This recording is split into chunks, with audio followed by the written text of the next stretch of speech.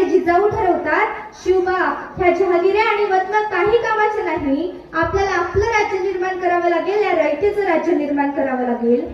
जिजाऊंनी शिवबांच्या मनावर रयतेचा आदर, शेतकऱ्यांचा आदर, स्वराज्याची संकल्पना अशी काही बिंबवली की शिवरायांच्या राज्यामध्ये स्त्रियांचा सन्मान केला गेला, शेतकऱ्यांचा आदर केला गेला.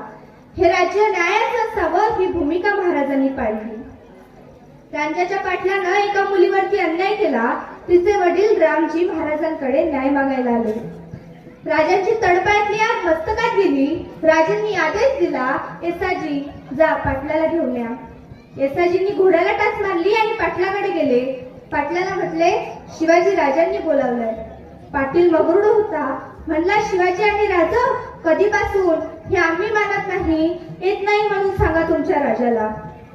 येसाजी आले आणि सांगितलं, राजा पाटील मगरुड आहे, येत नाही.